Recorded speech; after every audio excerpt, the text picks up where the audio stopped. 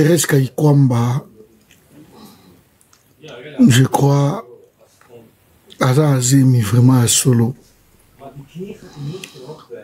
Parce que vidéo mo réseau circulé, Oyo Bazo Matana Félix na escalator. Je vous confirme, Bandeko Nangai, que Thérèse Kayikwamba Azan Azemi.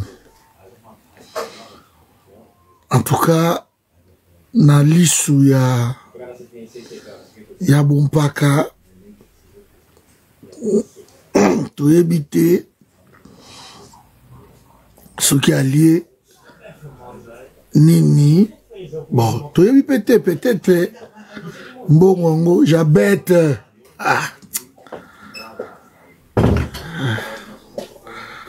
Na éviter ce qui Mbongo est en Nini. C'est pas le moment l'embêter. Bozaka mi balé kaka bino moko maboganga pourquoi?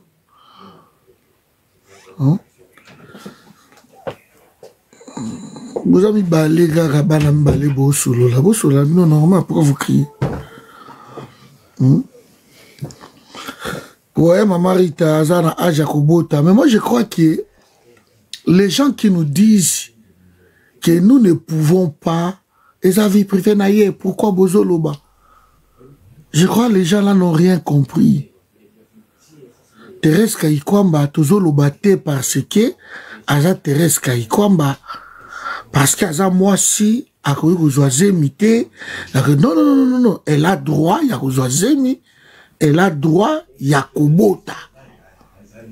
Mais bisoto yebi ki Thérèse Kayikwamba, na gouvernement, Aza femme célibataire. On a vu ça. Toyebi yango. Et ça la maki lisusu na mama oya uti koleka oyo Aminata. Azali pe ministre pas Félix Tshisekedi. Aminata aussi azali zemi en plein exercice. Bato balobika ke non eza zemi ya Félix bamsu balobi non eza ya Marcel Yaou eza ya nini. Le biloko wanande eza sérieux te na bato ba diriger biso en fait. Nous nous intéressons na yango. Parce que jusqu'ici les gens n'ont rien compris que bato ba ko diriger biso il faut bazala ba meilleur parmi biso. Les gens n'ont rien compris. Na bamboka mususu balandela quand même vie à bateau. Avant kota na gouvernement, avant zala ne fils qu'un conseiller municipal, balandela ka vie à bateau. Na bamboka mususu. Donc, nous ne sommes pas en train de kobe bisaso qui non. Parce que les gens doivent comprendre que Thérèse Kayikwamba, nous ne sommes pas contre, c'est une très belle femme.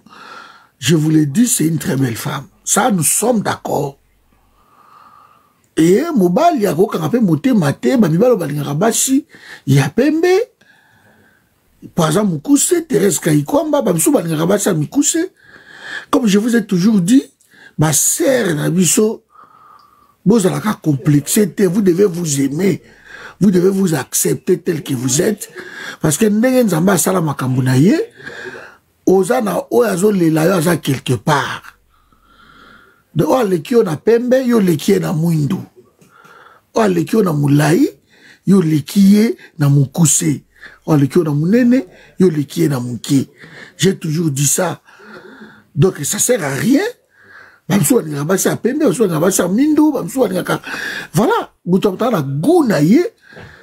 alors ce n'est pas la peine de changer l'apparence pour plaire.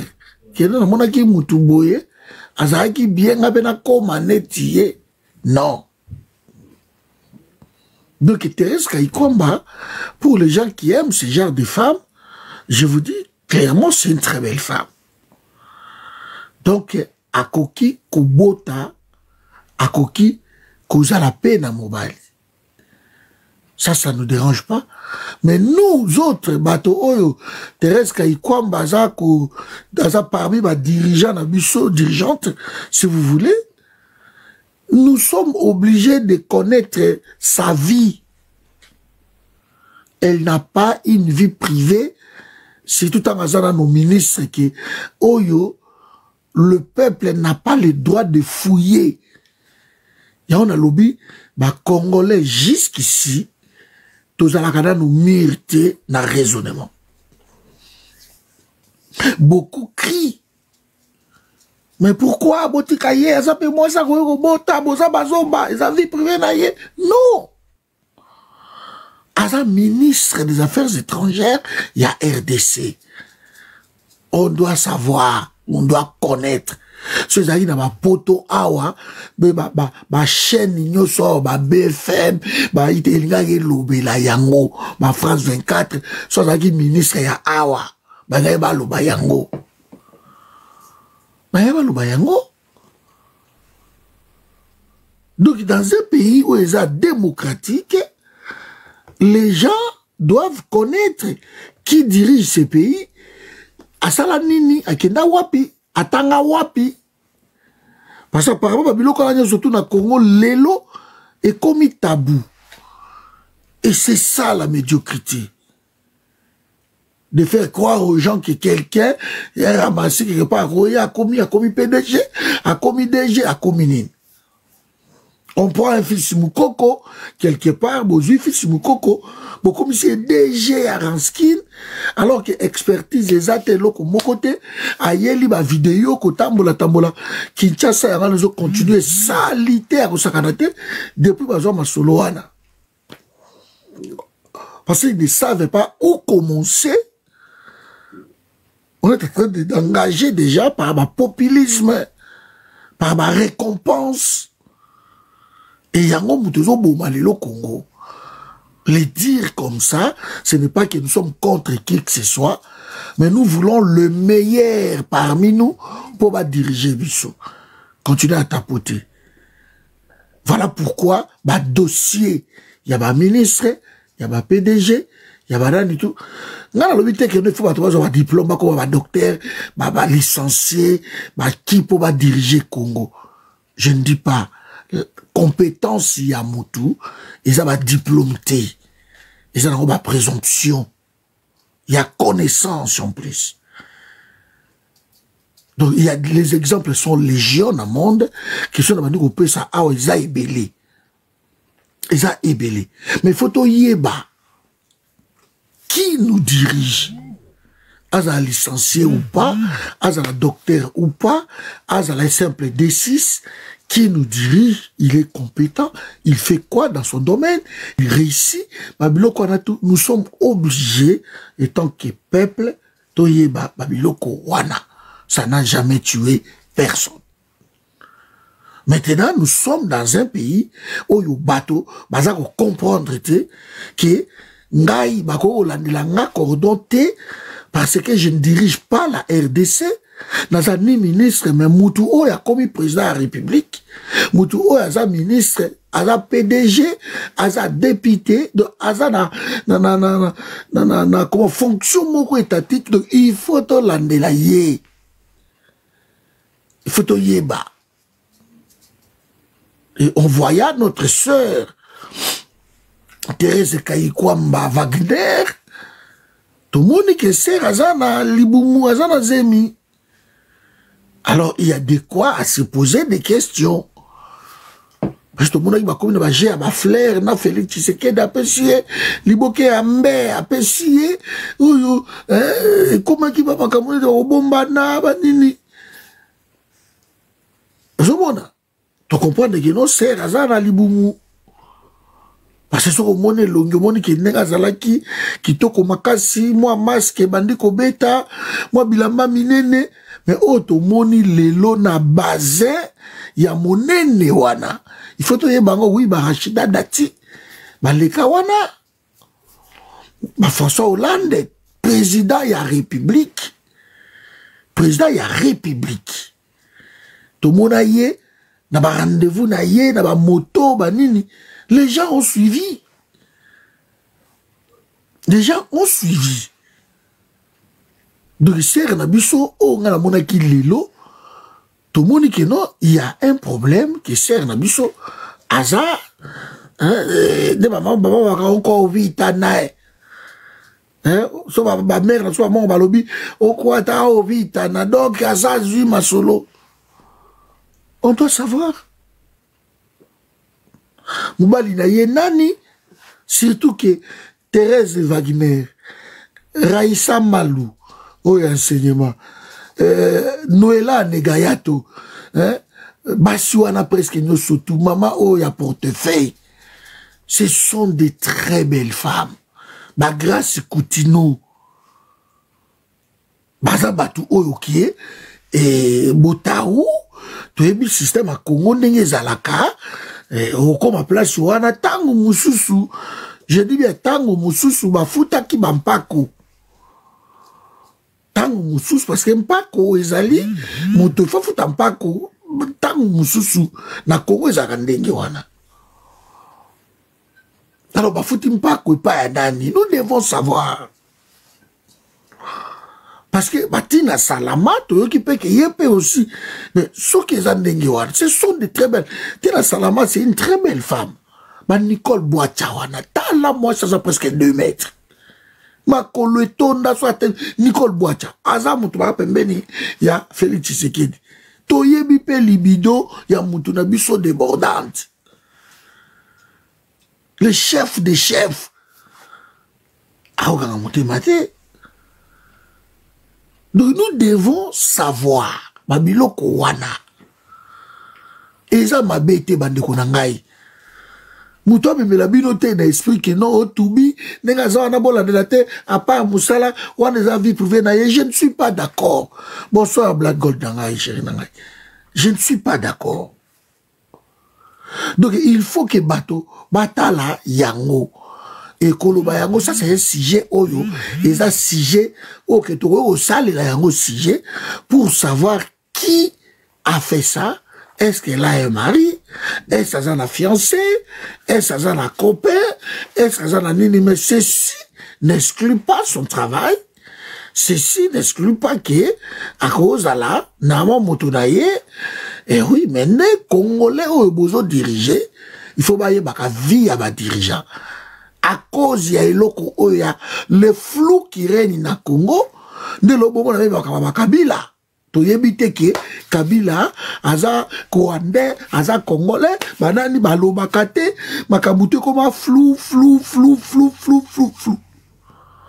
To yebaka ngote. On doit savoir, Gilda Lobi, elle est fiancée depuis plus de 10 ans. Mais si c'est comme ça, nous sommes d'accord, il n'y a pas de problème. Yo yeba qui est fiancé depuis plus de 10 ans. Ngada yeba ngote, ngada ki Thérèse Kaikwambaza célibataire. So Gilda yo yebi yango. Mais nous sommes d'accord, il faut to yeba yango mabeza Gilda. Hein? Mabeza te, il faut to yeba yango. Parce que ba konzi na biso flou eza makasi. Ba niveau ya ba étude nango, ba famille na bango, il y a tout le flou qui règne et pas ba konzina biso boza d'accord avec Ingaike, c'est inquiétant. Le peuple doit savoir qui les dirige. Et ça m'a bêté, boya, na ba débat à niveau te ba inquiété. Le peuple a toujours le droit de savoir qui les dirige. Dans le pays, les États-Unis, on a même sénateur, on a député, État, la vie na yo libanda. Comme dans l'école primaire, secondaire, famille na yo, maman na yo, tata na yo, asalaka nini, ba frère na yo, moko abomaka mutubo, moko asalaka, rien que m'antécédent moko, bloka mike, dans les États-Unis, on l'égate. Ce n'est pas que Batoba, ça va parfait, non. Mais il faut que les gens, ça là meilleur parmi Bissot. Parce que le coup, DJ Bidimbu, il ne peut pas se retrouver ministre pendant 8 ans dans un pays où il est normal. Dans un pays où il est sérieux, DJ Bidimbu ne peut pas être ministre. Na pays où ils ont sérieux, batokola ba sami ba di banga ba cause la premier ministre te, ba cause na ba sénateur. Na pays où ils ont sérieux, je dis. Batokola ba Félix Tshisekedi ne pouvait pas se retrouver président de la République. Na pays où ils ont sérieux. Merci maman Nadine pour le cadeau. C'est ça. Alors ceux qui besoin légèreté moko boye. Na bateau bazo diriger bino, c'est pas étonnant bon na Congo ne yeza aboye, ba okoka même pas kokombo la ville ya Kinshasa 8 ans. Il y a même pas un plan d'évacuation d'immondices dans la ville ya Kinshasa, ba confirme pas ba pousse-poussière, ba pousse-poussière, ba ébouer. Ba pousse-poussière, ba pousse-pousse, ba salité ko sopa ka yango na ba balabala, ba biloko nini. Donc il faut qu'on soit wana na pays normal. Mutu o identité na eza flou. Même le rôle Kabila wana ba identité na eza flou.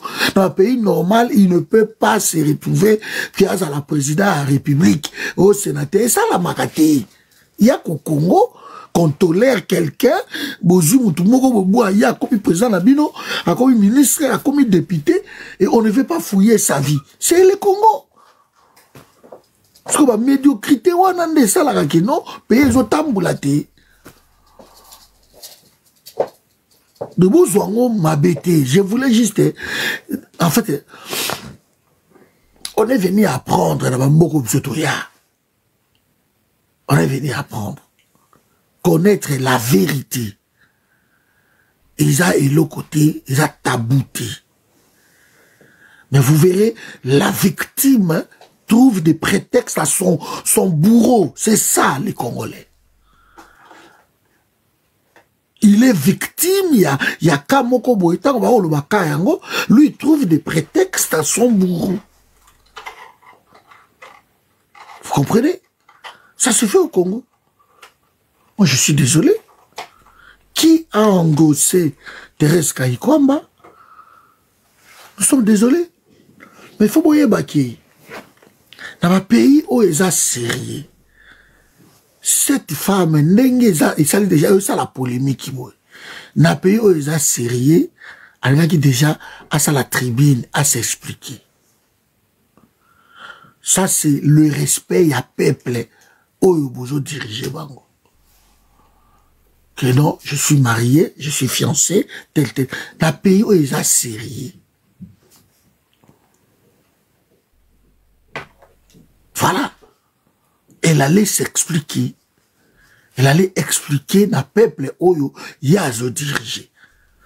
Mais nous sommes tellement dans notre costume à télémi, mais ce qu'on l'a dit raisonnement na yé, vous avez la droite, à quoi il peut kobota, à la moto, à quoi vous appelez zemi, où est le problème? Non! Personne n'exclut que Thérèse Kayikwamba à cause de zemi. Mais nous, bateau yo Thérèse Kayikwamba, ministre des Affaires étrangères, on a le droit de savoir à zemi yanani. Parce que Toyebi Félix Tshisekedi, na libido na yé débordante, Toyebi yango. C'est pas question de sa vie. Voilà, je suis en train d'expliquer, mais vous comprendre que Thérèse Kayikwamba aza ngaite, aza yote ndekoima. Thérèse Kayikwamba aza zairo yete. Ndeko ba finga kate ba bloqué ou pour rien. Thérèse Kayikwamba aza ministre ya RDC des Affaires étrangères. Sa vie, il faut peuple aye baye. Pourquoi les Congolais vont comprendre te bande wanangai? Sa vie, peuple foyer ba yango. Peuple foyer ba. Bato bazo diriger biso, il faut toye baka vie na bango. Et ça n'a pas bêti. Et ça n'a pas toye ba muto bazo diriger biso ça tel. Ça vient à bala, à bota, ça na bana boy, ça na boy. Sous d'autres c'est ba pays où ils ont sérieux ba etalaka vie na bango. Vie na bango. Donc, ceux qui ont étalé, bayebi vi na yete, et ça m'a bé, parce qu'il nous dirige. N'a a besoin na yeba, mokonzi na nga za nani. N'a ça na besoin na droit. Pour nga mutu na voter mokonzi na ngai. Nga mutu na chie wana. Et souvent, vous verrez les gens qui vivent en Europe, qui vivent aux États-Unis, partout dans les pays civilisés, les pays à démocratie, oh, bah, yebi, que non, avant comme même un conseiller municipal. Même un conseiller municipal, il faut bah, yeba, yo. Dans exemple, il y a moi, en abisso, moi, il y a Manda. Moi, je crois Manda. C'est un abisso en Belgique, a posé une candidature, moi, en abisso, a posé une candidature, pas bima député, na Bruxelles, mais, bah, yé ko bimi sa photo na yé, na bibe photo, ou a kaka ba photo moko mutakala, tanga zalaka na ba fantasme yé na copain na yé moko boye, a bimi sa photo mutakala. Rien que photo anatango ebimaki. Ba photo était asundola masulo. Rien que photo anatango ebimi. On a ezalaka vie privée na ye, oui. Ezalaka vie privée na ye, mais na mboko yo, ministre ou député na kozalaka, ake de kanga wa photo mitakala te, na banini. Donc, c'est ça en fait, ma mère sur yangoana. Donc, vous avez tout détruit au Congo. L'excellence, ezaisu na Congo te, c'est tout. L'excellence a perdu la maison Congo. Donc, tout le monde a commis médiocre. Tout le monde a commis un raisonnement moko. Même les gens qui vivent ailleurs, tout le monde a commis un raisonnement moko. Mais non. Elle nous dirige. Elle nous dirige. Donc, il faut que les gens comprennent. Nous voulons le meilleur. Ce qui est le meilleur. Et pas un biso bandeko nangai. Ce qui est comme exigeant. Exigeant. Congo va avancer. Parce qu'au moins, on a même une campagne. Ma campagne, na biso dini. Ma campagne présidentielle. Au moins, on a mouton à un programme, il y a bien yo. Rien. Bah, vous votez, des pères et des mères, les gens vont s'attarder. Mais locaux, ils n'ont même pas programme, il y a développement, il y a pays. Parce que après ça, il y a un héros, couper sa boutou, il y a générosité, et ça, qu'on dirige mon qualité. Et ça, qu'on dirige, moto a repé ça $100, bon voter pour la polo, pour la biloko wana. C'est ça, nous sommes en train de payer cher, la biloko wana. Nous payons cash. Parce que nous ne sommes pas exigeants avec des gens qui nous dirigent. C'est juste ça, mon souci.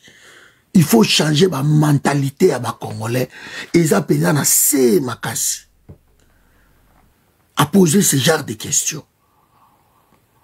Ils ne veulent pas comprendre, ils ne veulent pas savoir qui le dirige. Bon, on a commenté, Moutouté, oh, Moto Aza Rwandais, Mouto, non, Aza Burundais, Caméra, Aza. Les flous règnent parce que nous ne sommes pas exigeants. Nous ne sommes pas exigeants. Les flous règnent. Kabila, Congolais, non, Rwandais,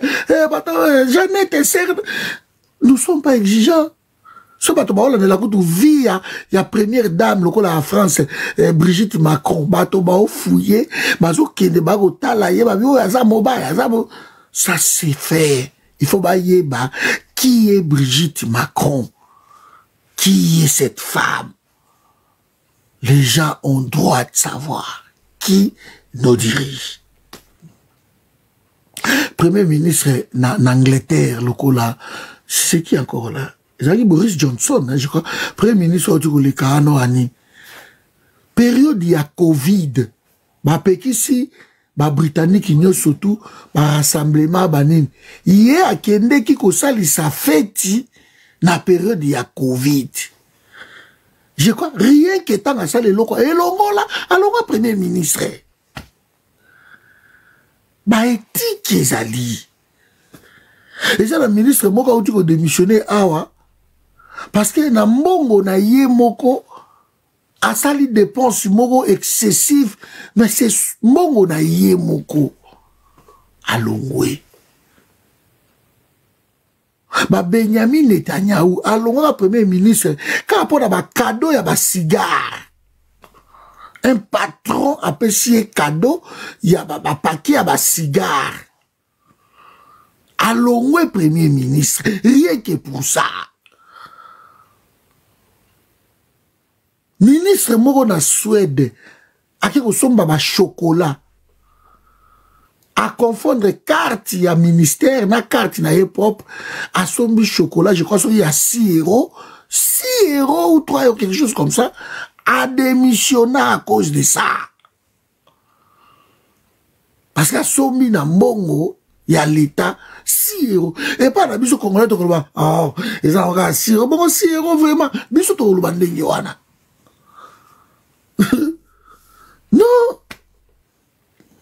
Bape loko ba Danemark ba pays wana boy mutu aza na droit ya okende akoti penya na basata ba impôt akoti na ba bureau akeko éplucher ba compte ya ministre un Danemark lambda akokenda akeko kotala ngwa yeba asala ki dépense nini aliaki nini akendeki nini akendeki boni on a vu ça et c'est à cause de ça que un franc ils ont économisé et lorsqu'ils les ont économisé ba pays na bango yo ba mbongo oyo bazako kolona bazako kolisa pays na bango c'est clair bandeko na ngai tant que nous ne serons pas exigeants de savoir qui nous dirige tant que nous ne serons pas exigeants. Donc il y a un problème. Tobé la hello Chine. Mais Chine tout le monde a ce qui ont béni qu'on détourne ne fils que $5 ou $10 na Chine onin bako kato kingo. Ba scandale ça la makepa na biso so que béni ko sala na Chine. Mobulu bako kato kingo. Ne ba bomi ebele. Et à cause de mbongo wana, batoza ko sangisa ngo ba sangisa yango, ne boko mona ba biloko wana. Donc on a le droit de savoir qui nous dirige. Qui nous dirige. Et Thérèse Kayikwamba dans la seconde vidéo wana pona na silisa sujet na ye. Donc on a sujet mususu important. Donc Thérèse Kayikwamba Wagner a le droit. Oui, a les droits, mais à ça peine à bas devoir. Yaki, bah tu faut bailler bah. Maman, les Camerounais n'est lié. Nan n'a pas à hauteur. Soit ça n'a pas l'inaïe, tant mieux. Mais bah tu faut bailler bah yango. Et couiller bah yango. Et ça, bah explication, tu vas pas ça trouver explication. Parce que les gens croient qu'il est. Tout ça bandoki. Mais je suis désolé, hein. Beaucoup la camp congolais.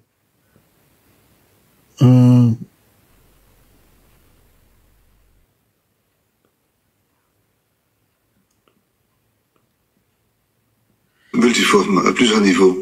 Ce n'est pas nouveau, mais actuellement nous nous trouvons devant une réelle possibilité de division permanente du pays, ainsi que d'une situation qui risque de devenir non maîtrisable, comme le professeur Vlassot l'a déjà dit, avec la multitude des groupes armés à travers tout le pays, ce n'est pas seulement Kivu, ainsi qu'à cause de la volonté très claire de modifier ou de remplacer la constitution qui a été votée par référendum en 2006. Il y a une crise de légitimité depuis le non-respect des résultats des élections de 2018 et surtout depuis le chaos électoral de décembre 2023. Il y a une crise institutionnelle avec l'achat des membres du Parlement et l'existence d'un gouffre entre les trains de vie de l'élite et les conditions de vie de la population. Voilà.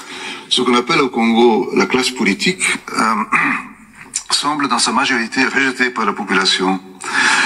Comme c'est le cas pour les prédécesseurs, ou probablement encore plus, les autorités sont régulièrement confrontées à des cas très importants de corruption, détournement.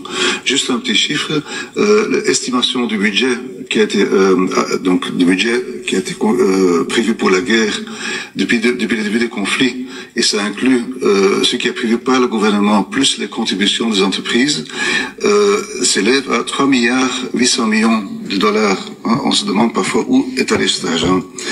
Le régime actuel a une tendance grandissante à la centralisation du pouvoir au niveau de la présidence et veut donc modifier.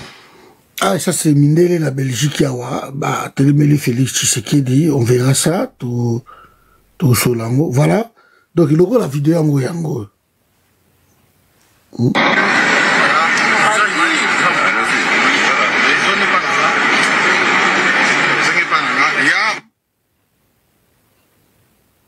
Voilà.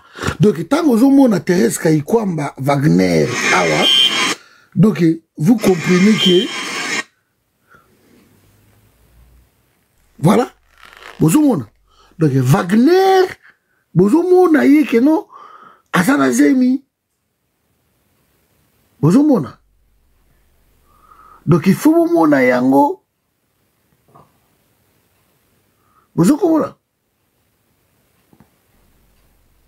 Donc, on voyait Wagner comme ça. Bozomona, et puis, Nandenge, hein, bon, on a évité tant sous Félix, pas à mon apoto, hein, Azako. Ko batela ye, ko tala ye, nanini, tu vois. Mamilo ko anyo surtout, to toujours ko ye bango, eza mabete. Hein?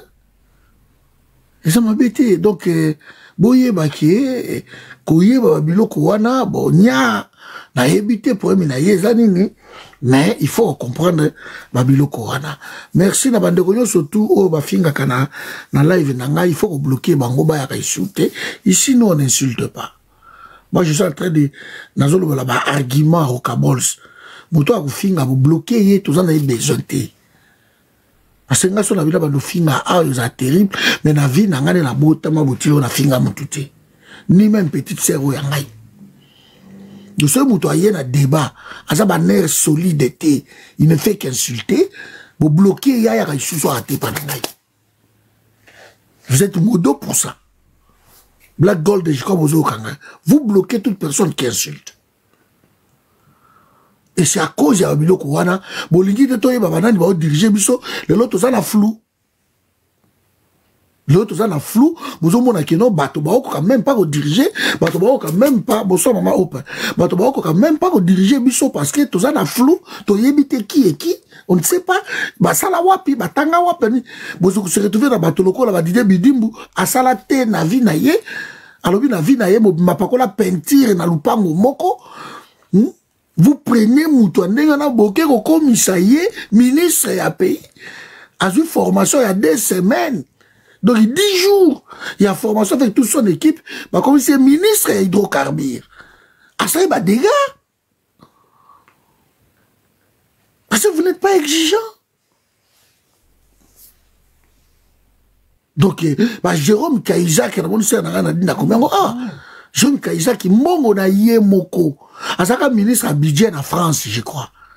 Bah, exigera, bah, français, bah, on a mongo na bango Libanda, bah, écoutez, mongo na bango na France. Jérôme Kaïsa, qui est ministre à budget, ça na mongo na presque plus de 2 millions, quelque chose comme ça, à bomba, on a la banque suisse. Canard enchaîné. À Kenda, qu'on découvrir que non, Jérôme Kaïsa, qui a la mongo na Suisse. Ba yebisa ekoza na mbongo na Suisse. Yo za ministre za ko jije biso bato bazongisa yo moko folo la mbongo na Suisse. Awangana. Lié que ko wangana wana mensonge wana Jérôme Kaïsa ka sala par juge. Ba de ngai a démissionna mbongo na ye moko. A démissionna na poste et ba condamna ye na prison. François Fillon sont passés par là. JP sont passés par là. Hein? Il faut faire attention. Quand est-ce que nous serons exigeants, nous Congolais, avec les gens qui nous dirigent?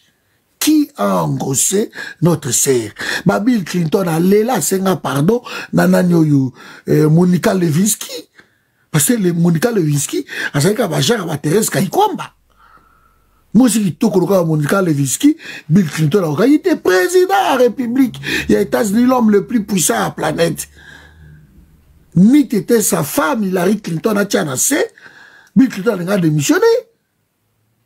Bah, c'est un pardon, bah, de Konangai. Affaire Nafissatou Diallo, na Mouto, na Noyo, Dominique Strauss-Kahn, l'un des hommes les plus puissants à la planète, directeur AFM. Mais na kata chambre Botaou, et Koti, à qui est na Botaou, à qui est na Netumbelo, y a Nafissatou Diallo. Bah, récupérer, bah, kanga ya kenda bolondo, tout le monde est bon kenda. Les gens doivent savoir, nous devons être exigeants avec des gens qui nous dirigent. Surtout exigeanté mon boulot. Qui a engrossé cette sœur? Soit dans l'embal naïe. Voilà, il faut présenter le peuple qui non, oui, dans un zémi, ils ont empêché, t'as ça, moussala naïe, et au moment donné, qu'on a congé maternité naïe, mais non, on a remplacé. Peut-être moi, na mususu wana, nani, anegayato, yepe, tout le monde a payé, mobulu, tamsu yepe, kalami gita, vous avez payé, pour ça, bah, c'est qui toko, bah, si wana, ma ministre wana, surtout, bah, il y a sous ma million, et comme ça, on dit toko, ma casse. Non, non, quand on monte. Bah, ça, bateau. Non, non, quand on monte. Oh, mususu, y a budget. On y moka, ça, y a budget, wana, bah, c'est qui toko. Nana okanga motema. Aba ndeko nanga. Toza sérieux tolingi mboka na biso. Tolingi batu oyo ba diriger biso. Ba zala batu oyo baza ko respecter peuple congolais. Donc Botaou ezaki loko moko yango moni Bible lobi ke kima yango ko kima. Soko kimi Botaou, c'est bon parce que etumbelo et quoi il sera batu tout. Président de la République générale, David Bakwaya pour les Tumbelo. Et ça blague le Kouana. Là, il semble toujours que ça n'a pas été.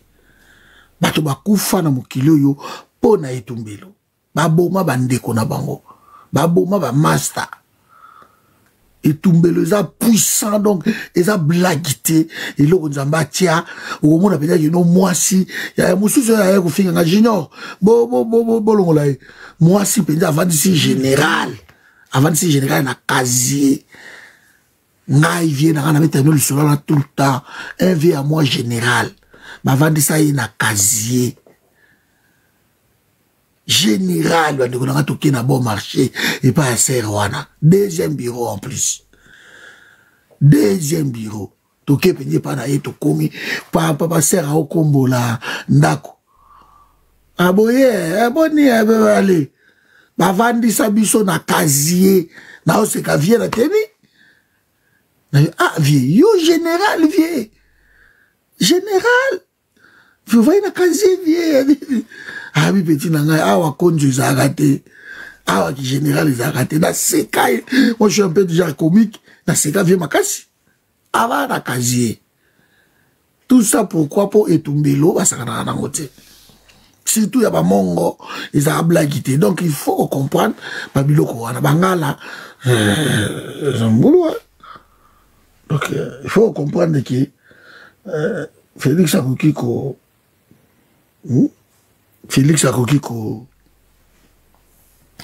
ko dérobé na la règle, on a été à Zamobali, avec la présidente, maman Eve Bazaïba, Loba, yango clair, boulanda maman Eve Bazaïba. Et Bazaïba loba soki biso to komi awa parce que to pe sakanzoto Eve Bazaïba aloba yango ebima isala scandale. Et Eve Bazaïba c'est pas n'importe qui, c'est une très belle femme.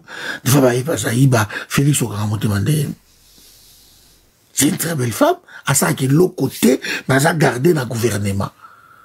Oui ça le côté Eve Bazaïba salak. Ça a l'autre côté, mais Eve Bazaïba est toujours dans le gouvernement. Bokani, c'est ça pourquoi? Peut-être tomber l'eau, tu éviter. Parce qu'il y a l'oba, il y a besoin de Pesaka.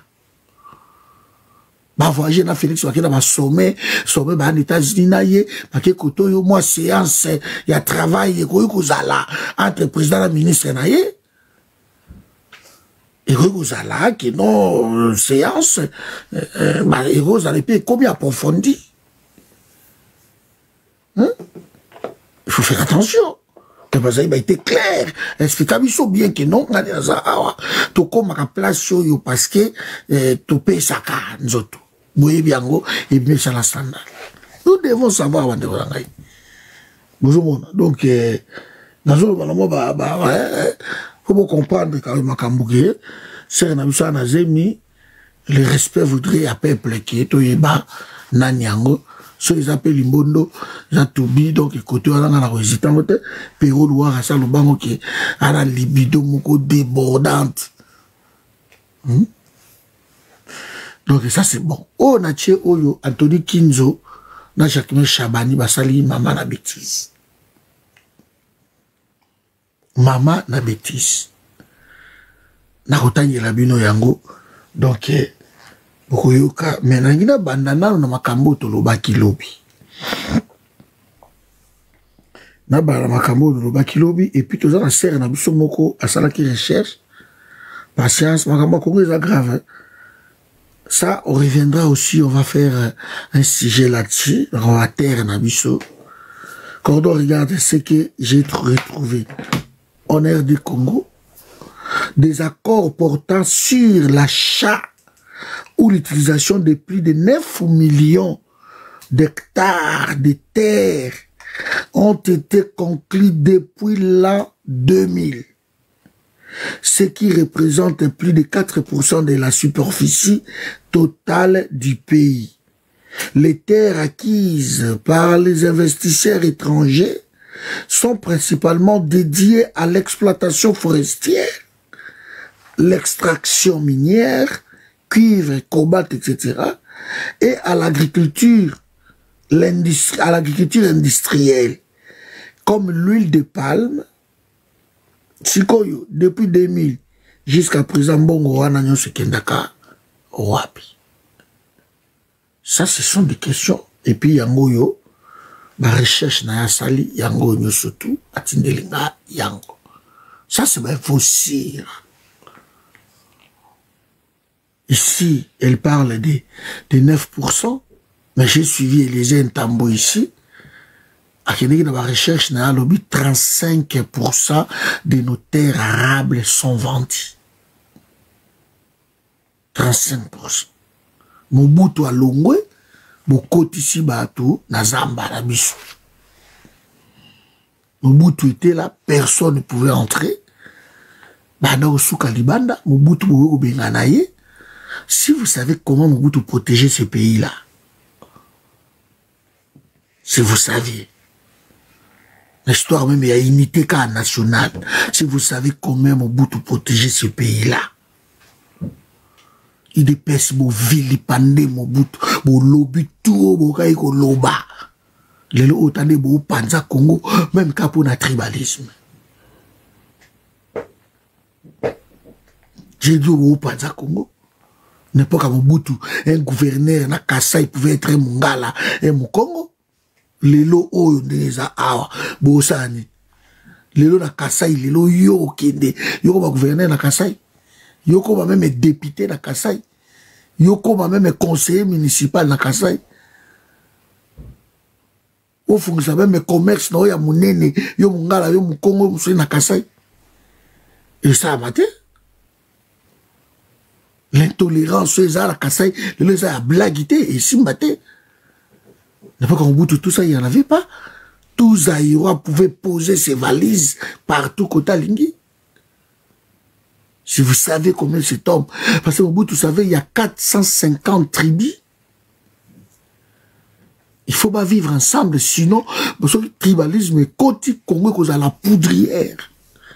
Donc le président qui va diriger le Congo, il faut veiller les locaux à makasi. Que Congo est ensemble, ba Souda, ba Zoabiso, ba Lokotia, ba Bakia, ba Sangiso.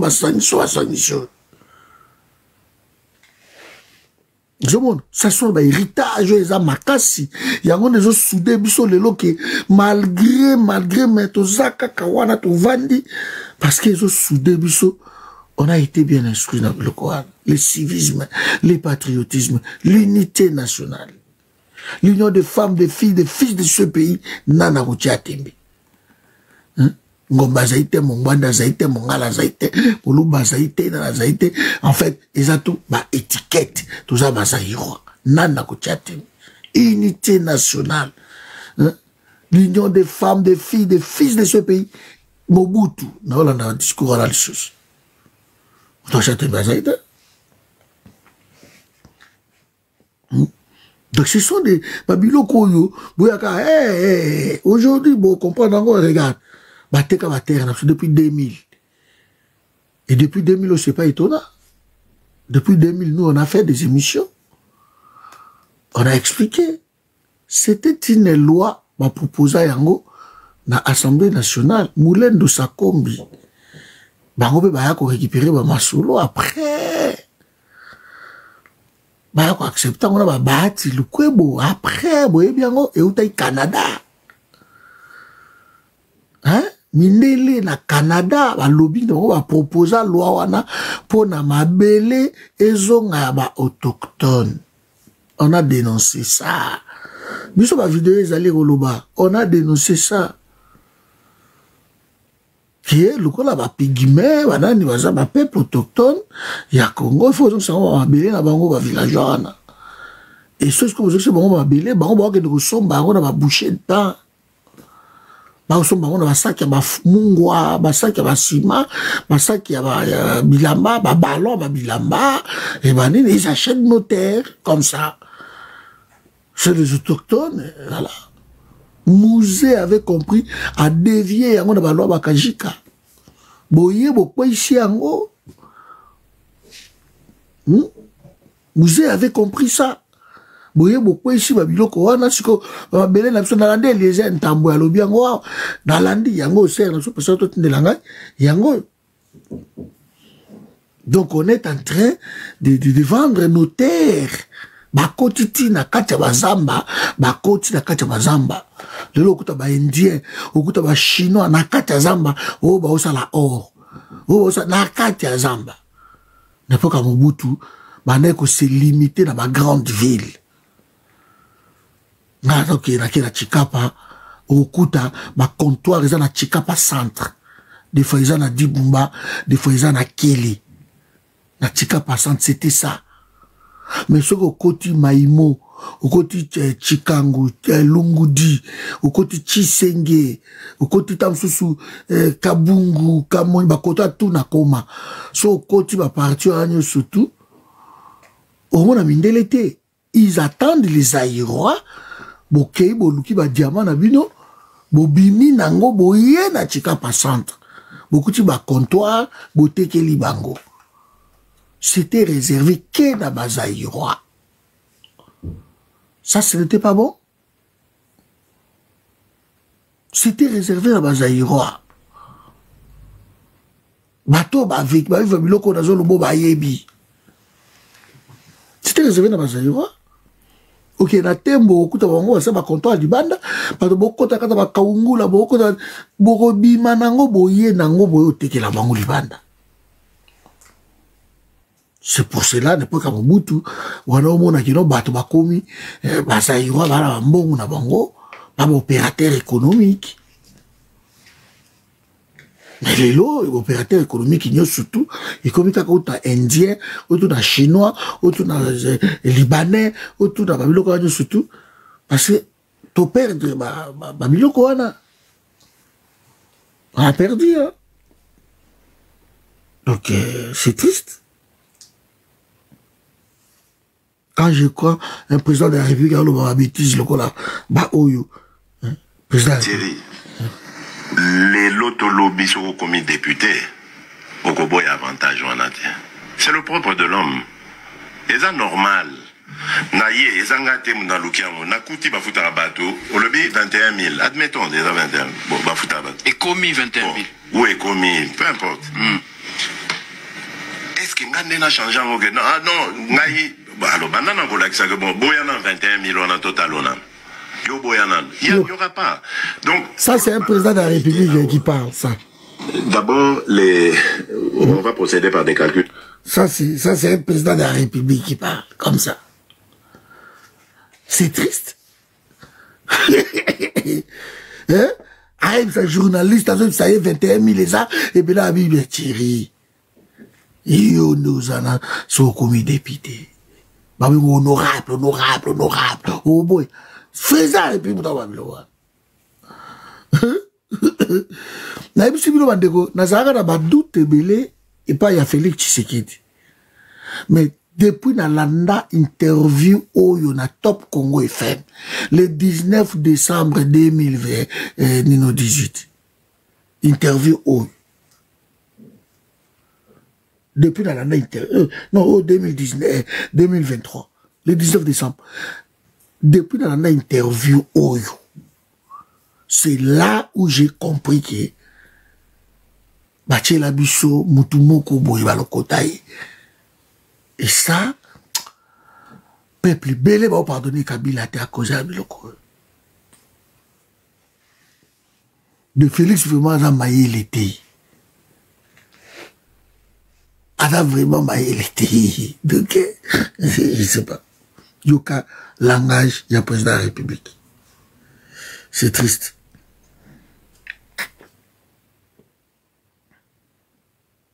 C'est triste. Alors, Nazoche Labino, d'abord, le Lokoyo. Bolanda, ça c'est Kotanga Dokibo, on a ça qui a un lobby. Je ne sais pas si on a déjà la mire, il y a Facebook et tout ça, tout. Mais Kotanga, na salaki nangaki na ayebisa biso $30 oyo bozoyo kawana bato bakanisi yango eza kaka na aéroport lokola ya Njili. Mais non, ici ils ont ratissé large.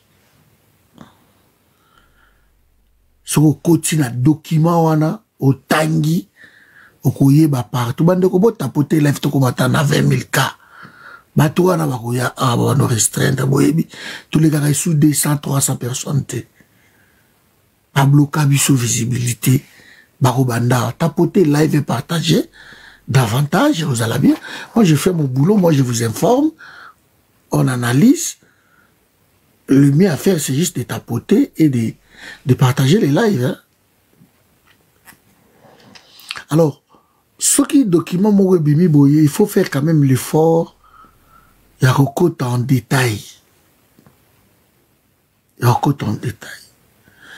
Mais je ne sais pas ce qui est beaucoup en détail. Bon, qui dirait il y a contrat en apparemment. Il va confier aéroport, sécurité, nabiso partout. Il va confier à une société privée américaine. Vous avez la Blackwater, je ne sais pas. Mais ça, c'est dit pipo. Bato baebi ki ba okende. Oyo balingi ba frapper 2 milliards. 2 milliards. Et comme Jacques Chabani a patron ya territoire, est passé par yé. Mais je vous dis, donc, ba okende, ba tikel biso ba nyongo, et non seulement que ba nyongo, ba saigner peuple. Oyo Ram n'a rien à voir. Donc, eza aéroport ya Njili kakate, nde bakozwa mbongo wana. Non. Bakozwa pe na aéroport ya Loano. Goma. Bangoka. Kisangani. Et puis Kolvedi. Jusque là, l'aéroport va prévoir va prélever Yangoana. Mais dans l'annexe, ils vont avancer. Comme sango national, donc dans l'aéroport Nyosutu. Mbandaka, Maniema, tout, Mujima Ibipemba. Donc, Chala Ibimpe. On voit tout. Mais ceux qui ont raté, Nabi Chingobila. Bilo batoboloba ki lobby. Oh non, Tokima tokatisa na braza te na beach bofuta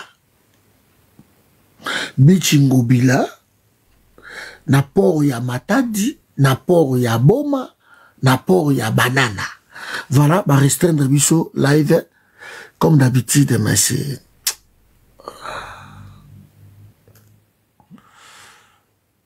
Ozela on a peu tapoter te bande ko nangai va restreindre biso live. On sali contestation, mais voilà, donc on dit 100 personnes. On souffre de ça ces derniers temps, mais on s'en fout. Au moins, nous, on est là. Donc, va restreindre, tapoter les amis. Voilà, donc, Beach Ngobila,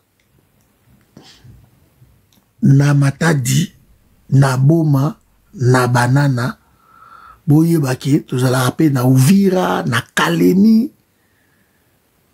ba wana nyo surtout, donc presque ba port nyo surtout, ba ofuta. Et ceux qui wana te, tokei même na ba frontière. Donc, ba tie frontière, ya Lufu, ya Kabinda, ya Kasumbalesa, boyebi, ba trafic de ça la ba Lufu, na ba Kasumbalesa wana. Mais à l'avenir, tango gouane kukota, et qui na la frontière tout, et qui na ba Zongo, et qui na la Moba, et qui est, je ne sais pas moi, peut-être na Bunagana, je vais récupérer un jour, na Kasindi, et qui est dans la grande barrière, na Goma, et Kokende, na ba Aru, na Magi, et qui est un peu partout.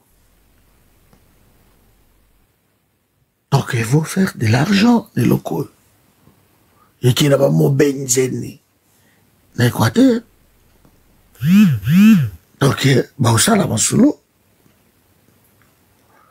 Et, balobi, l'État congolais, dans un bongo tout, bah, qu'on récolté, l'État congolais n'aura que 15% seulement. 15%. De 85% nous surtout, bah on peut sur la société wan. Mais toye bibiso nous surtout, qui 85% nous en débat au Kabola yango, taxe sécuritaire. Maintenant la lande aventurier oyo Yves Abdallah. Yves Abdallah lobi qui était, te comprendre bien te. To foutaka déjà na $30 wana to futa yango déjà na ba billet. Siko balingi ba détacher $30 na ba longola yango na billet pour to ba do futa ka yango na ba guichet. Regardez-moi Yves Abdallah qui est victime aussi, likambo eza aussi clair. Alingi ako luka ba prétexte na bourreau na ye. Moi, il y en a quelques billets de banque. On a un problème avec des Congolais. Donc, préparez-vous que Mbongo, il faut vous foutre. Hein? Il faut vous foutre. Hein? Vous en rejoignez. Parce que Congolais, vous avez pété. Peuple, moi, je boycotte le Azate. De ça, ils vont récolter Bandegonangai. Et Balobi ici, par voyage. Donc, ceux qui papa moko alinya kende quelque part, ngai, nana ba nanga 5, madame Nazawana, to kende, il faut dire déjà que tous au moins 7 personnes. Donc, il faut que l'on là, 30 par personne. Forfait zate. Biloko ko ici ba président monsieur na ba Afrique yango. Mais pas la biso bato ba ko mata apo ba ko musango. On sait bato ba ofinga nga déjà. Nous sommes comme ça. Nous voulons que les gens qui nous dirigent vivent dans la richesse ya kosakanate, dans la luxe ya kosakanate, mais surtout continue kolela ko souffrir. Nous Congolais nous aimons ça. Nous aimons ça. C'est triste. Maintenant, awa, so landi même Wameso, la BCC de la Banque centrale congolaise reconnaît finalement qu'il y aura baisse des recettes de l'État à la suite de sa politique sur le franc congolais.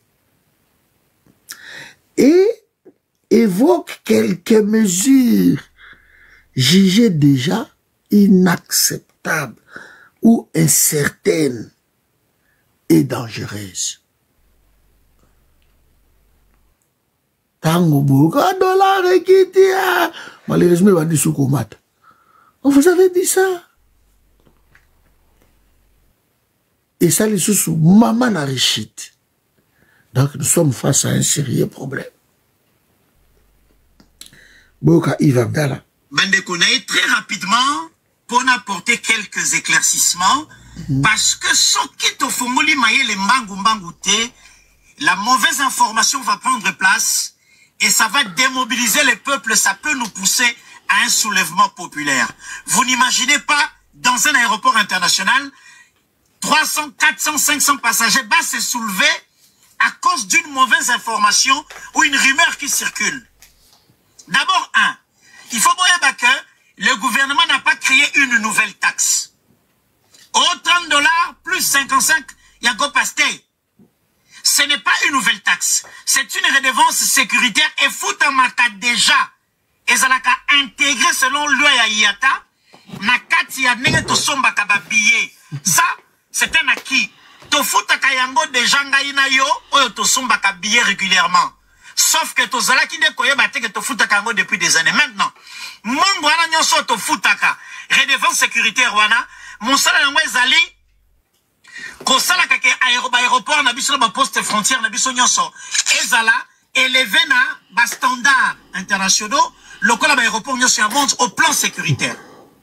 Mbongo wana ezala ki kozala affecté vers Moussala une partie du travail aux directions générales ya migration et salaka. Mais il s'est fait que par la décision du gouvernement à l'objet pour la rehausser niveau de sécurité. Dans ma poste d'entrée et de sortie, dans l'aéroport et dans port, le gouvernement a confié, après appel d'offres bien sûr, mission dans une société privée, où il a inventé les taxes à sikaté, et les papiers au bomoni et tamboline bokani, sur les taxes étaient, et les redevances déjà bateau voyageaka, foutaka. Donc, retenez que taxes à sikaté, l'État a créé Zalité. Ministre et intérieur, Jacques Chabani. A coutu dossier où sali au moins 7 à 8 ans. Na circuit pour la Lelo Ezala. Lelo Sangwe Panzalaboy. Ce n'est pas lui qui en est l'initiateur, c'est le gouvernement avec ses prédécesseurs. Il y a une phase de finalisation. Il n'y a pas d'escroquerie, il n'y a pas de braquage, il n'y a pas de taxes supplémentaires. Et c'est le aussi. Sécurité à ma frontière. Il y a aéroport, il y a mouvement, il y a personne à entrer, à sortir. Et il y a responsabilité, il y a l'État. Puis l'État, n'est-ce pas quoi qui décidé à Kanginzela Oyo, à Fongolinzela Moussousou, à Bouki immeuble Oyo, à Tongi immeuble Moussoussou, n'est-ce pas l'État a décidé à sécuriser Ngaïna Yo. Biso bato tozwaka mwa occasion ya voyager tu bien te soki taxi ya sika ebimi bato ya liboso ba konyoka mapona yango ezali ngai na tokendaka Dubai tokendaka Turquie tokendaka kosala mwa commerce na mwa vacances na mwa Benin na mwa Togo mutu ako sabino te peuple tozali na phase moko très glissante ya mboka na biso tozali na makambo ya guerre toza koluka kosilisa balingi ba créer biso soulèvement populaire paix désobéissance civique. Talaba to bazali ko la communication. Ya likambo ya $30 wana. Ezali ba compte X na ba page oyo essentiellement ezali ko soutenir Monguna M23. Et l'objectif, c'est nous pousser Naïnayo, to tomboke l'État, to bimana balabala, to l'aéroport, to salamoboulou, to créer une sécurité. Et puis, comme il s'habille, ma situation est dégénérée au point que tout coca maîtriser. Il n'y a pas de taxes supplémentaires. C'est une redevance sécuritaire. Il ne faut pas tout céder dans la manipulation à Monguna. Il y a infiltration, la pénétration. Mais au lieu de nous expliquer, ça va se passer comment, il n'explique pas.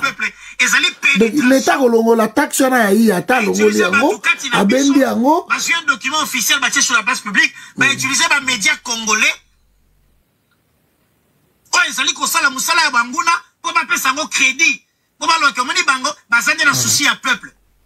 Peuple, fongola miso. Il n'y a pas de taxes supplémentaires. Lobby, naïmoko na okende sous sur l'aéroport, na assisté na nenga bataza ko futa go pass jusqu'à l'embarquement, pena ko zonge la bino na ebisa na bino été. Il n'y a aucune taxe supplémentaire. C'est une redevance sécuritaire de futa maka déjà et que loko ya sika ezalité et sengeli na ngai na otoza na kimia. Olingi voyager comme itungise okufuta go pass kaka ndenge ofutaka. Et puis ezali na aéroport na ba vol internationaux neto futaka yango et non na ba vol domestique. C'est triste. Azoba un soulèvement populaire. Soulèvement populaire, c'est triste. Regardez des gens comme ça. Ils veulent vraiment voir tout le monde comme des cons. C'est des milliards de dollars oyo. Bazo zwango na bango ya suka. Po bakima nango. Donc bango ba okata taxi ya iata bakati yango. C'est triste. Donc, alors ici, Toza, la décision Morekoi, je vais vous lire ça vite fait, avant la côte à la décision, là-bas, il sur la lélo. Bon, Oyoza, général Pacifique Masunzu, Tambakanaki, hein, on l'a arrêté, bon, Monyango, de Bakangi Pacifique Masunzu, Nagisangani, et Baza, extradé na Djenaye na Kinshasa. Donc je suis content. L'arrestation où vous n'avez aucune idée. Donc j'espère que il y a des civils, des ça serait une bonne chose. Question Ali, peuple congolais, beaucoup fouta. Allez, na autant il y a toujours moi d'informations rapidement va te sujet. Donc Christian Ngaloula, oui Christian Ngaloula, au député national, a proposé tant qu'il n'y aura pas de paix, il n'y aura pas d'élection dans ces pays. Félix Tshisekedi restera au pouvoir tant que la paix ne sera pas rétablie. Il faut être naïf pour parler d'élection dans ces conditions. Christian Ngaloula, l'Assemblée nationale, va vous proposer en haut, Peter Kazadipe, Alobaki Lokoyo. Donc, je crois qu'on avance vers. Alors, nous n'avons pas peur des élections. C'est simplement qu'une partie du Nord Kivu et du Sud Kivu est occupée par les forces rwandaises. Organiser des élections dans ces conditions reviendrait à favoriser la balkanisation. Il a juste oublié qu'en 2023, Félix lui-même, qui annonça que Boutembo, Beni, Koto, Yumbi, tout le monde voté. Élection exacte pour Nabino. Il a oublié ça. Donc, Ngaloula nous propose que l'élection aux alatés. Hein, ça c'est Ngaloula, oui, toi où. Donc, l'élection aux alatés. Peter Kaza doit proposer à Kiango. Ben, nous avançons pour la Batouana. Ben, nous allons voir ça. Apparemment, les élections, Oyo. Et Indeli Félix, c'est un Kendeki. Na Qatar, hein, et Belgique a poussé fort. Donc, ils ont compris que Mougoulou, Félix Aoluka, mais Na otie la bino vidéo ana boyo kango hein? Boyo kango, OK? Alors, présidentielle, sous l'instruction présidentielle, ne bato mbalo mo na tiema ngona sima. Anthony Kinzo, le président PCA Mibeko. Anthony Kinzo, c'est le directeur du cabinet à Félix Tshisekedi Boyebi, suspend l'émotion de défiance jusqu'à la fin de la guerre. Côté de l'Assemblée nationale, on propose que Félix Tshisekedi doit rester, si ceux qui guerre ici, ils vont rester là. Anthony Kinzo aussi va suspendre la motion, il y a la défiance jusqu'à la fin de la guerre. C'est un véritable coup de tonnerre politique depuis cet après-midi. Dans une correspondance adressée au vice-premier ministre et ministre de l'Intérieur, Jacquemain Chabani, Anthony Kinzo a annoncé sur instruction du président de la République un moratoire sur toute l'émotion de défiance et de censure dans les assemblées provinciales jusqu'à la fin de la guerre. Selon Kinzo, cette mesure vise à mettre fin aux tensions et instabilité institutionnelle provoquées par la multiplication des motions de défiance contre l'exécutif provincial, souvent accusé de mauvaise gestion. Mais cette décision suscite déjà une vive polémique. Plusieurs juristes s'interrogent sur la légalité, estimant qu'elle viole la Constitution. Alors, les M23 est un mouvement, il y a des rwandophones, Batouti. Alors, il y a sur TV5 qui monte, en majorité. Batouti, né, baza, Bakolo M23. Olivier Ndouguri Moutalobi Ango, nous avons vidéo Bolanda. Nous sommes face à un problème. Je voulais juste poser la question. Si les M23 est un mouvement Yabatouti, selon Olivier Ndouguri, est-ce que bakoya tiki sasa ou bien bakoti kala na bango na parti o ba vivre kawana? Mais ceci m'amène na interview ya Sultani Makenga et pas ya Alain des textes. Et Sultani Makenga, non, alobi ango rwandophone touti na otiela yo vidéo de élégance. Alobi ango clair alobi ba rwandophone touti. Il a dit ça. Il a précisé la TV5.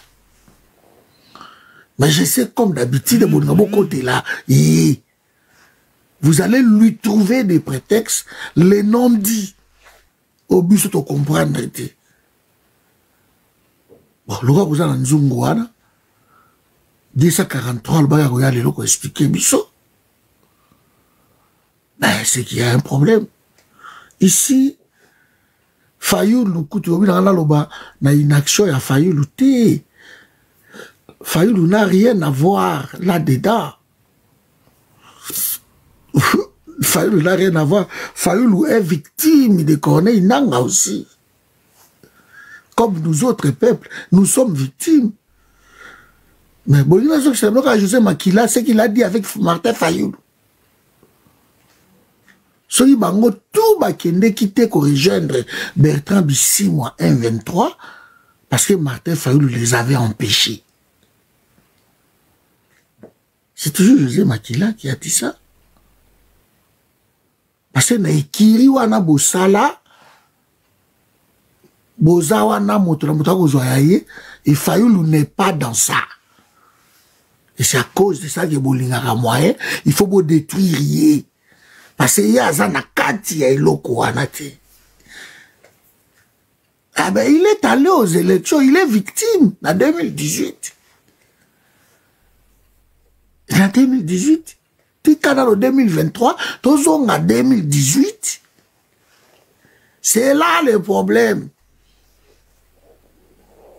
C'est là le problème. Il y a un peu de choses, Fayoulou la saline, Fayoulou la osanini. Bolobi que Fayoulou a ma cité. Fayoulou la comment a Félix Tshisekedi. Quelle action vous cherchez encore? Comment l'inaction? Lui, il est avec Félix Tshisekedi, non? Apparemment, c'est la carte de la patrie. Ce qu'il faut là, c'est l'action par rapport à quoi? Action ni bolinga ça.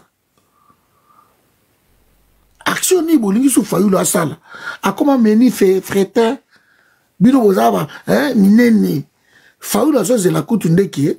Boko ma kinchasa po bobengana na ye, na Félix Tshisekedi bakendeti.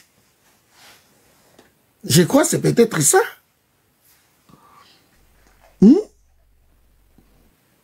C'est peut-être ça. Donc, il faut que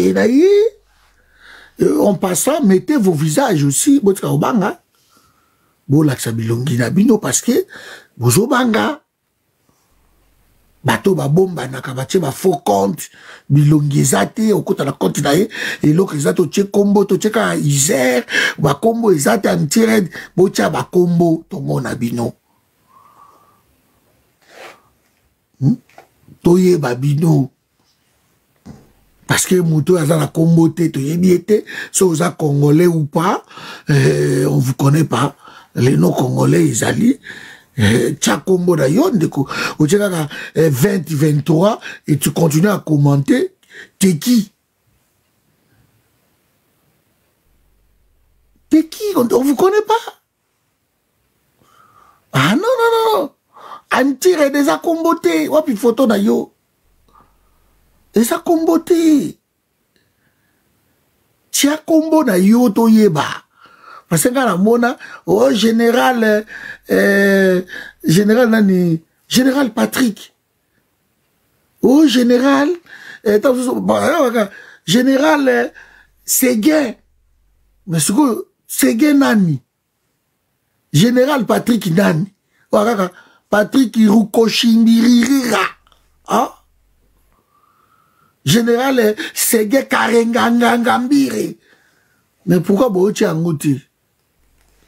Pourquoi Moko Bakangi Yawa? Kombo na yini nyoyo. Zagi na mwa zela boyoka. Moko Wakangaki Yawa. Général Moko Boyewa pi Général Ago. Général a félicité, hein, Moussous Wakangi. Na luka kombo na ye, hein? Nicolas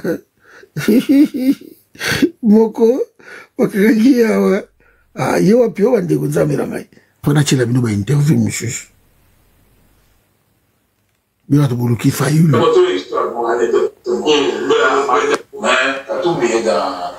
Martin Fayoulou, c'est un opposant.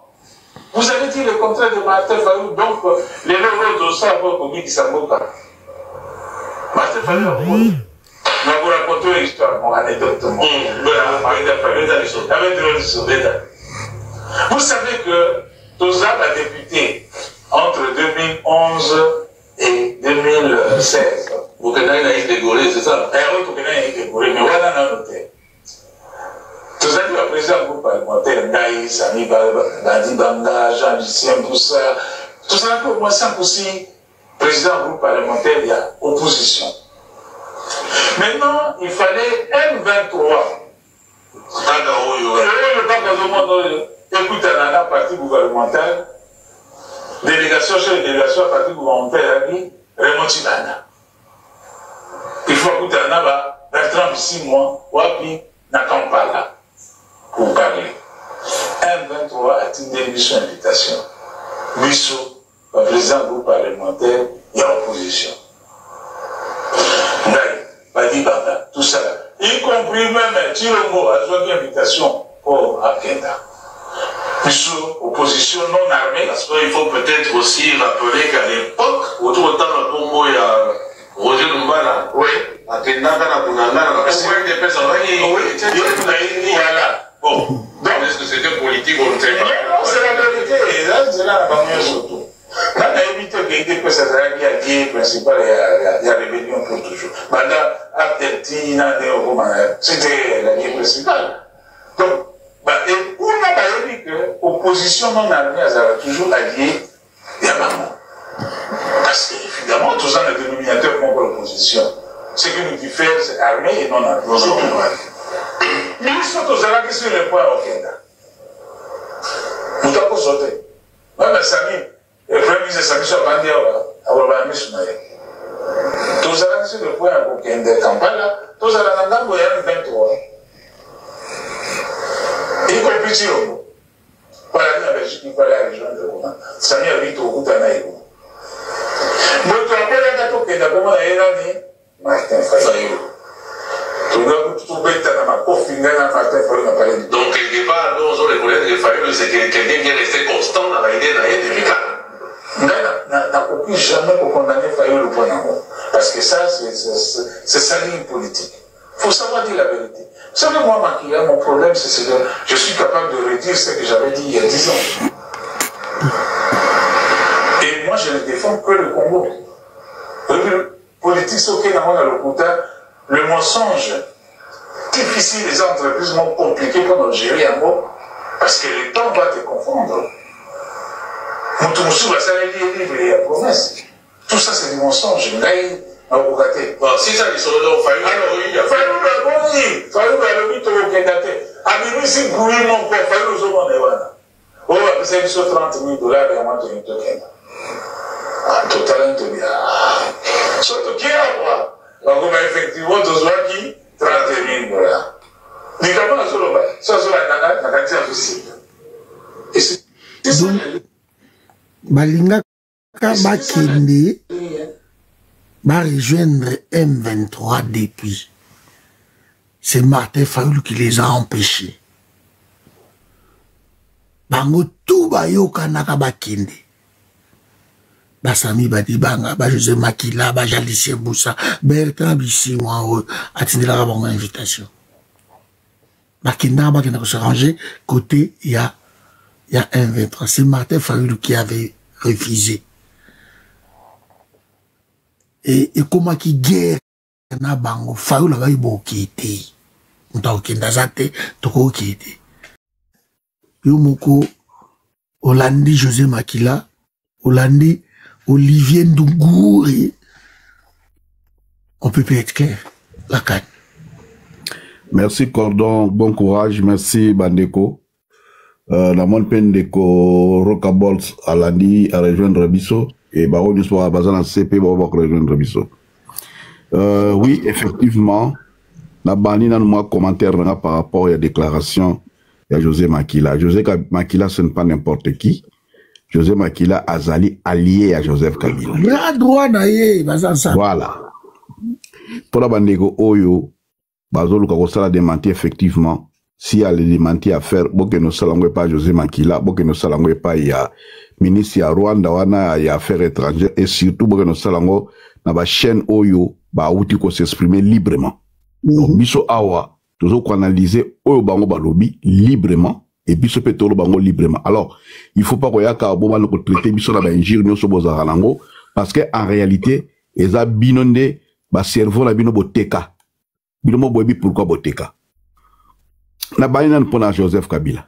Bande ko partager live bo tapoter ba restreindre biso la salle ba contestation mais ba boui.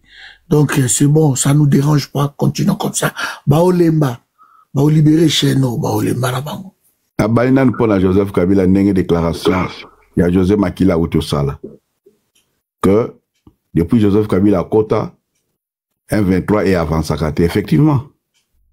Tout ça là, ba panel là, wa Toloba, bien que Toloba te que Joseph Kabila Outa stoppa, ba Toloba que M23 a souki na et cordon, ok, musikate. Chef na banga loba ki bango, comment bango, ça sate. Chef Oyo, aza mokonzi ya M23, alobaki, bango, bazana bango na posa ya kokende Kinshasa. Makenga aloba yango. Nana ngo ayokate. Siko ye, mutazwa manduki, alobi bongo. Siko yo wana yo. Yo siko lingo komisa ba wana Kinshasa na ndenge nini. Na mutu bakasi na yo bien na volonté na yo. Ya alobi ba kokende Kinshasa te. Siko to comprendre que bazwa ki mitindo ya Joseph Kabila. Que boko chapate na mino makolabio na Kinshasa te. Joseph Kabila fait ses révélations. Et tout le monde a payé ça bongo.